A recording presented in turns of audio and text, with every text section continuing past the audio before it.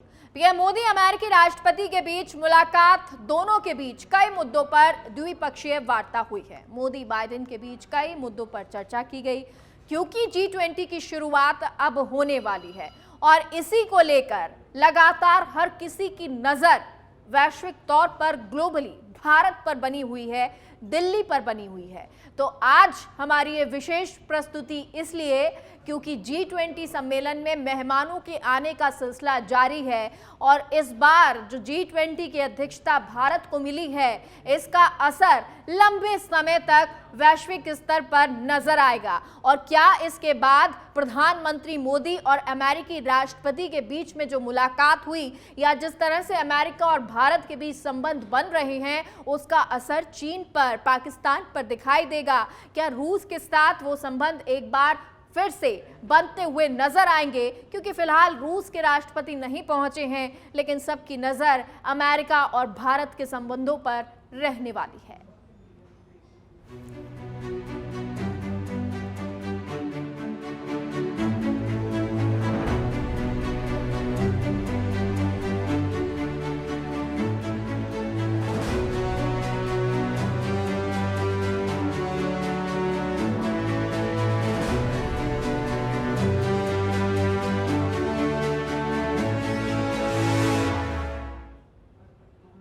G20 के 18वें शिखर सम्मेलन के लिए दिल्ली सज धज कर तैयार हो गई है, जिसमें दुनिया भर के 25 से ज्यादा देशों के प्रमुख नेता, प्रतिनिधिमंडल शरीक होंगे। कई देशों के राष्ट्राध्यक्ष तो दिल्ली पहुंच चुके हैं।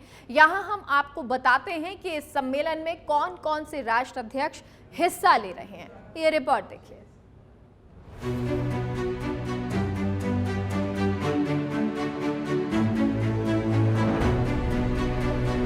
G20 शिखर सम्मेलन को लेकर देश की राजधानी दिल्ली में जोर शोर से तैयारियां चल रही हैं। इस सम्मेलन के लिए मेहमानों के आने का सिलसिला शुरू हो चुका है। अमेरिकी राष्ट्रपति जो बाइडेन के दिल्ली पहुंचने के बाद प्रधानमंत्री नरेंद्र मोदी की मॉरिशस के प्रधानमंत्री प्रविंद कुमार जगन्नाथ, बांग्लादेश की पीएम शेख हसीना और अमेरिकी राष्ट्रपति जो बाइडेन के साथ 3 द्विपक्षीय बैठकें होने का प्रस्ताव है।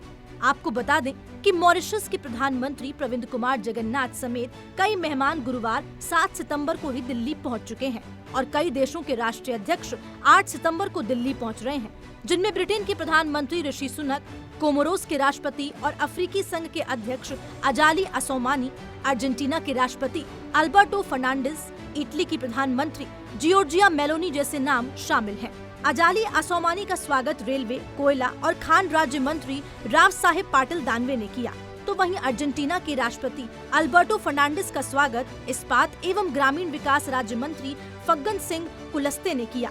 कृषि एवं किसान कल्याण राज्य मंत्री शोभा कंदरलाजे ने इटली की प्रधानमंत्री जियोर्जिया मेलोनी का स्वागत किया। बता दें कि अलग अलग देशों से आने वाले इन मेहमानों को रिसीव करने के लिए कई केंद्रीय राज्य मंत्रियों की ड्यूटी लगाई गई है। आपको बता दें कि नई दिल्ली में होने जा रहे G20 के सम्मेलन में इन देशों से इनके राष्ट्रीय अध्यक्ष और इनके प्रतिनिधि शामिल हो रहे हैं। इनमें ब्रिटेन के प्रधानमंत्री ऋषि सुनक, अमेरिका के राष्ट्रपति जो बाइडेन, कनाडा के प्रधानमंत्री जस्टिन ट्रूडो, इटली के प्रधानमंत्री जियोर्जिया मेलोनी, मॉरिशस के प्रधानमंत्री प्रविंद कुमार जगन्नाथ, ऑस्ट्रेलिया के प्रधानमंत्री Anthony Albanese, German chancellor Olaf Sholes, Japan के प्रधानमंत्री फूमिया किशिदा, साउथ कोरिया के राष्ट्रपति यू सुक येलोल, फ्रांस के राष्ट्रपति इमैनुअल मैक्रों, सऊदी अरब के शहजादे मोहम्मद बिन सलमान, जिनके आने की संभावना जताई जा रही है।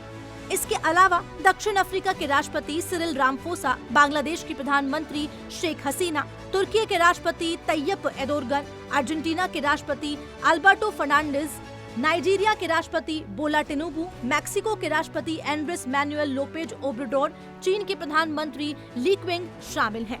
इसके अलावा इंडोनेशिया के राष्ट्रपति जोको विडोडो ने G20 समिट में अपनी मौजूदगी की पुष्टि नहीं की है। वहीं इस समिट में स्पेन के राष्ट्रपति पेड्रो सांचेज शामिल नहीं होंगे, क्योंकि वे कोविड पॉजिटिव हो गए हैं। अब आप सोच रहे होंगे कि स्पेन तो G20 का सदस्य है ही नहीं, फिर भी वो इस सम्मेलन में शामिल क्यों हो रहा है? तो आपको बता देते हैं कि इस शिखर सम्मेलन में सदस्य देशों के अलावा 9 और देशों को भी आमंत्रित किया गया है, जिसमें बांग्लादेश, मिस्र, Mauritius, Netherlands, Nigeria, Oman, Singapore, Spain और यूएई शामिल है।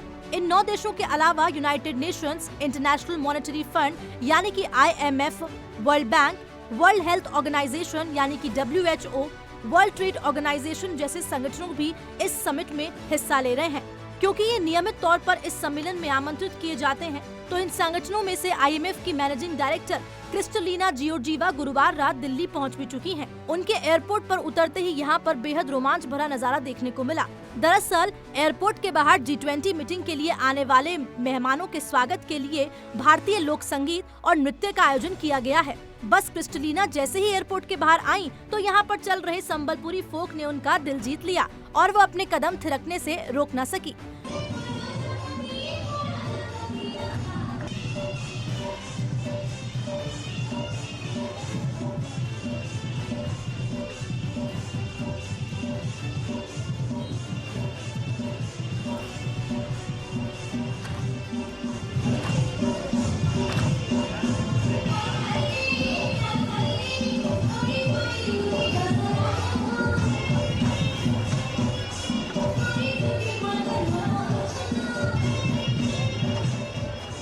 सितंबर से शुरू होने वाली इस 2 दिवसीय सम्मेलन के चलते देश की राष्ट्रपति द्रौपदी मुर्मू की तरफ से 9 सितंबर को एक डिनर पार्टी का भी आयोजन किया जा रहा है। इसमें G20 समिट के लिए आने वाले सदस्य देशों के राष्ट्रीय अध्यक्षों और प्रतिनिधियों को न्योता भेजा गया है।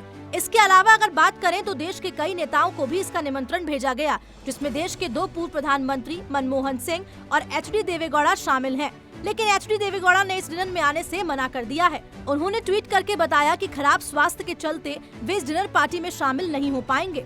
इस डिनर पार्टी में देश की सबसे पुरानी और विपक्षी पार्टी कांग्रेस के राष्ट्रीय अध्यक्ष मल्लिकार्जुन खड़गे और चेयरपर्सन सोनिया गांधी शामिल नहीं होंगी।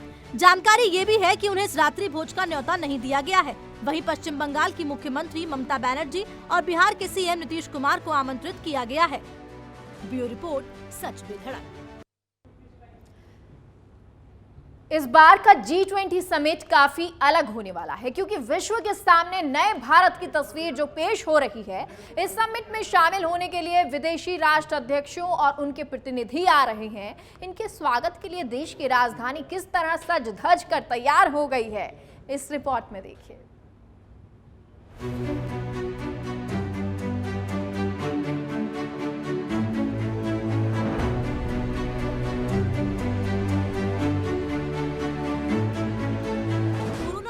के बाद दुनिया की अर्थव्यवस्था में काफी बदलाव आ गया है, जिसमें सबसे अहम ये है कि वैश्विक संस्थानों के सुधार के जरिए बहुपक्षवाद को बढ़ावा देने का सामूहिक आह्वान किया जा रहा है।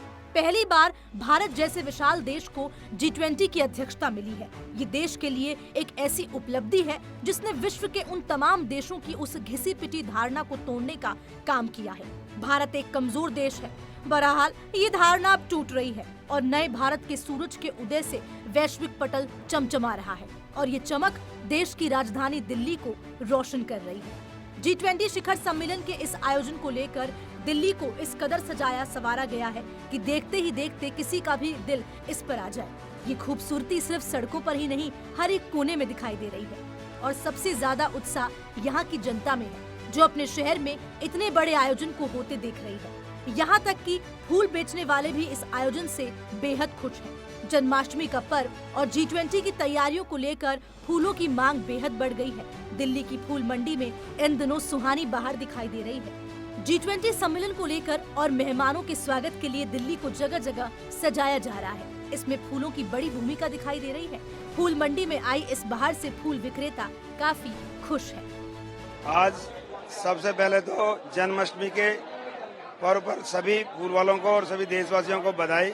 आज ज्यादातर गेंदा, ऑर्किड, लिलियम, जरबेरा, कार्नेशन और क्रिजेंथियम सारे फूलों की डिमांड है जन्माष्टमी के लिए।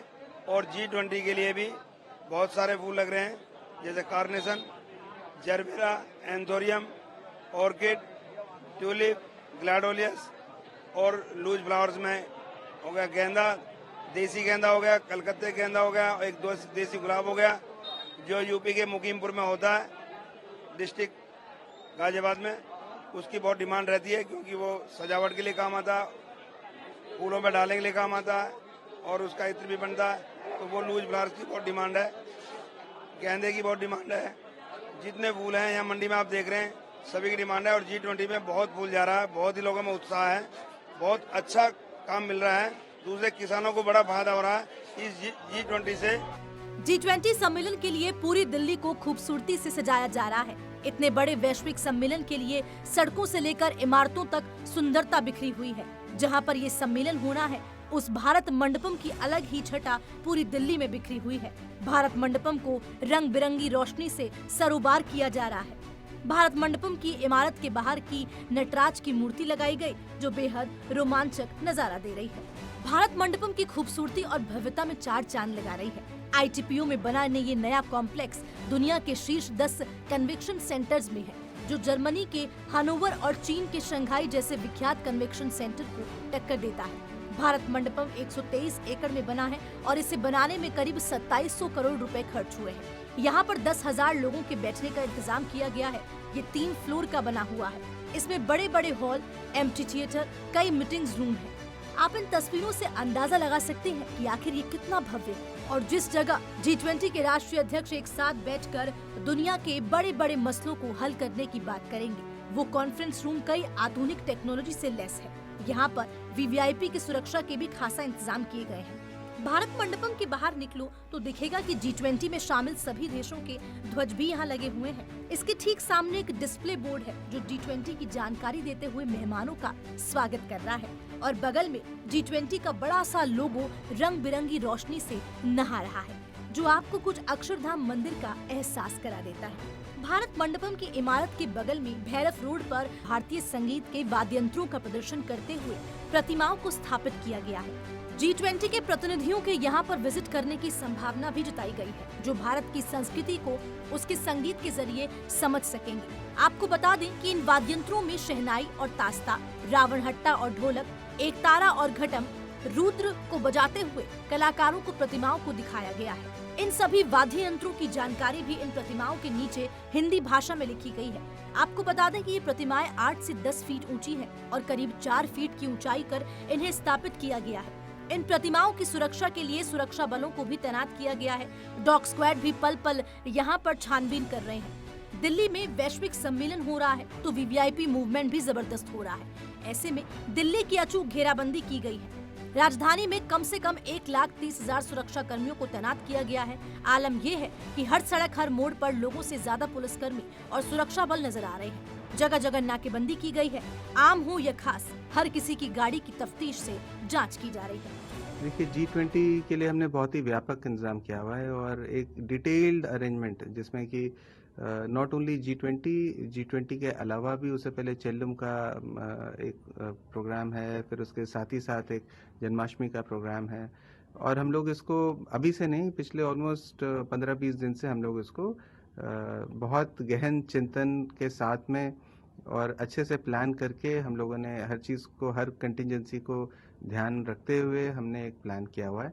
और इसमें बॉर्डर पिकेट्स भी आते हैं, जो यमुना के ऊपर हमारे ब्रिजेस हैं वो भी आते हैं, और जो स्ट्रेटेजिक पिकेट्स हैं बीच में वो भी आते हैं, और जो खादर एरिया है, क्योंकि यमुना के उस तरफ में जो फंक्शन है, इस तरफ में खादर है, तो खादर की प्रॉपर पेट्रोलिंग दिन में किस तरह होगी, रात में किस तरह होगी, और जो हमारे पास आउटर फोर्स आएगा उससे किस किस जगह पे फ्लैग मार्च कराना है, वो सारा चीज़ हम लोगों ने प्लान किया हुआ है। दिल्ली गेट से G20 की तैयारी के नज़ारे साफ देखे जा सकते हैं। यहाँ पर 3 शेरों की प्रतिमाएं हैं। कोणार्क सूर्य मंदिर के पहियों की प्रतिकृतियां लगाई गई हैं, जो भारत की आस्था, संस्कृति और शक्ति को एक साथ दिखा रही है। इसके साथ ही महात्मा गांधी और उनके चरखे का कटआउट भी लगाया गया है। ढेर सारे फव्वारे लगाए गए हैं और G20 के होर्डिंग से तो पूरी दिल्ली के चौक चौराहे को पाट दिया है। दिल्ली में विदेशी मेहमानों की आवभगत के लिए भी 25 5 स्टार होटल्स बुक किए गए हैं। वो मेहमानों के राजसी मेजबानी के लिए काफी चर्चाओं में है। दिल्ली के लग्जरी होटल में ये मेहमान ठहरेंगे और इनके खाने पीने के इंतजाम में करीब 3 से 4 नामी होटल्स के शेफ लगे हुए हैं। मेहमानों के खाने में मिलेट्स, स्ट्रीट फूड, फॉरेन और इंडियन फूड का फ्यूजन, डेजर्ट और भी बहुत कुछ है। G20 के लिए जैसे जितने आप लोग एक्साइटेड हैं उतने हम लोग भी एक्साइटेड हैं। तो विदेशी मेहमानों, जो विदेशी डेलीगेशन हमारे पास आ रहा है, हमने उनके हिसाब से और इंडियन का मिक्स दोनों को ही यहाँ पर प्रेजेंट किया है। जैसे कि अगर हम पास्ता देखेंगे तो पास्ता में हमने उसमें बकव्हीट को यूज़ कर लिया, तो पास्ता तुम्हारा विदेशी कल्चर हो गया और उसमें बकव्हीट हमारा इंडियन कल्चर हो गया, तो उसमें हमने फ्यूज़न कर दिया उसको। स्वीट में बहुत सारे स्वीट्स मिलेंगी, जैसे कि उसमें इंडियन, हमारी Indian dessert, traditional Indian dessert भी है और हमने वेस्टर्न डेजर्ट भी दोनों रखे हुए हैं। मेहमानों की मेहमानबाजी की सबसे खास बात तो ये है कि सभी मेहमानों को सोने चांदी के बर्तनों में खाना परोसा जाएगा। ये सभी बर्तन जयपुर स्थित मेटलवेयर कंपनी IRIS की तरफ से भेजे जा रहे हैं। कंपनी का कहना है कि उन्हें दिल्ली के कई आलीशान होटल्स ने टेबलवेयर और चांदी के बर्तनों का ऑर्डर दिया है।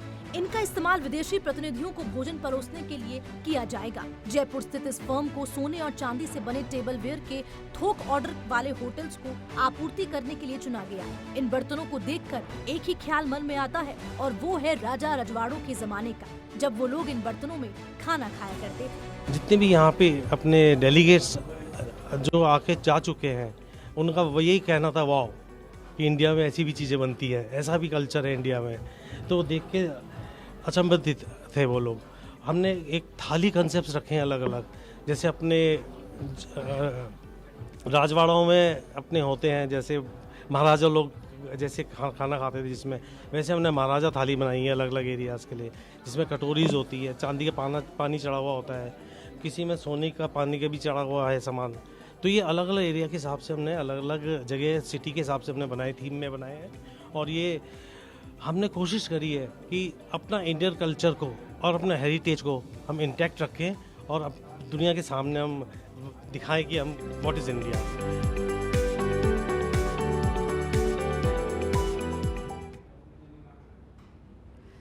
गुटनिरपेक्षता से लेकर तटस्थता तक भारत की जो भूमिका है, जो उसकी मूल भावना है, वो अभूतपूर्व है। सबसे बड़ी आबादी वाला देश हमारा भारत है। भले ही चीन और रूस के राष्ट्राध्यक्ष नहीं आ रहे, लेकिन उन्होंने देश के प्रतिनिधियों को भेजा है। यानी हम ये नहीं कह सकते कि किसी देश की इसमें भागीदारी नहीं रही है। लेकिन उनके राष्ट्राध्यक्षों के ना आने का कारण क्या है, जानने के लिए ये रिपोर्ट देखिए।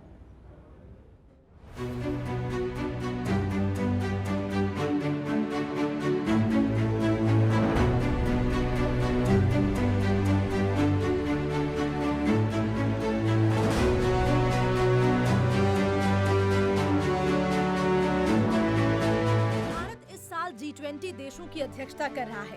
पूरे विश्व में इस बात के चर्चे हॉट टॉपिक बने हुए हैं कि वर्ल्ड लीडर्स के शिखर सम्मेलन की दिल्ली में तैयारियां भी जोरों पर हैं। लेकिन वर्ल्ड की दो बड़ी इकोनॉमिक और वीटो पावर यानी कि चीन और रूस इससे नदारद रहेंगे। चीन के राष्ट्रपति शी जिनपिंग और रूस के राष्ट्रपति पुतिन की गैर मौजूदगी में वर्ल्ड इकोनॉमिक से जुड़े बड़े फैसलों पर आखिर कैसे मोहर लगेगी, इस बात ने खबरों का बाजार गर्म किया हुआ है।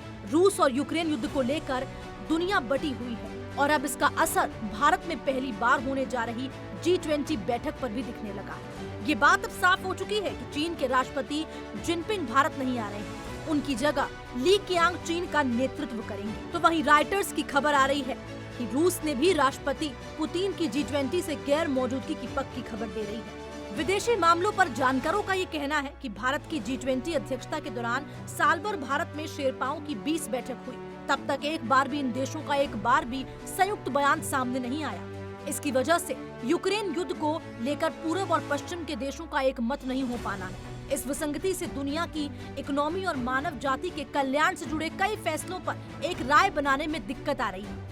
लेकिन कई जानकारों का ये भी कहना है कि इन देशों के भारत न आने पर देश पर कुछ खास असर नहीं पड़ने वाला, क्योंकि इनकी जगह इनके प्रतिनिधि आ रहे हैं और वो भारत की ताकत को देख रहे हैं। रूस के राष्ट्रपति पुतिन का न आना एक बार को समझ में आता है कि वो यूक्रेन युद्ध के चलते वैश्विक स्तर पर सार्वजनिक उपस्थिति नहीं दे रहे हैं, लेकिन चीन के राष्ट्रपति जिनपिंग का न आना कहीं से भी हजम नहीं हो रहा।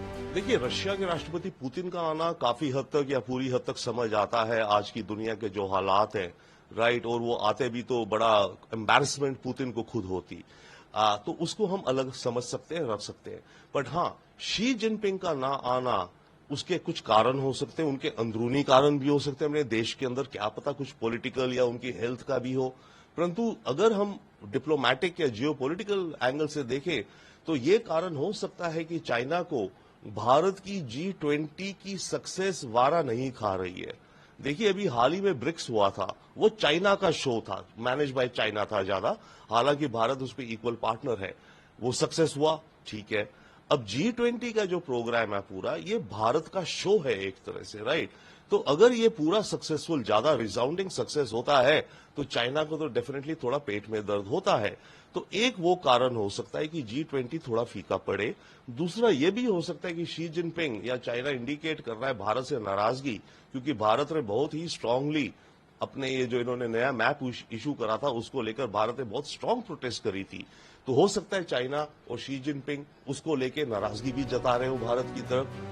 रविंदर सचदेव जो कहते हैं उससे इत्तेफाक नहीं होना चाहिए, क्योंकि ये तो सभी जानते हैं कि भारत की बढ़ती ताकत एक तरह से चीन के लिए चिंता की लकीर है और उनकी कूटनीति G20 के स्लोगन वसुदैव कुटुंबकम से बिल्कुल इतर है। क्योंकि एक तरफ जहां G20 पूरे विश्व को एक परिवार होने का संदेश दे रहा है, तो दूसरी तरफ इसी परिवार का सदस्य चीन पूरे विश्व पर जबरन एकाधिकारी के सपने संजो रहा है। चीन का बेल्ट एंड रोड इनिशिएटिव इस बात का जीता जागता उदाहरण है, जिस तरह से वो विश्व के तमाम देशों में आपसी व्यापार और सामरिकता के नाम पर अपनी बेल्ट एंड रोड का विस्तार कर रहा है। उससे चीन के मन में दबी एकाधिकार की टीस सामने आ जाती है।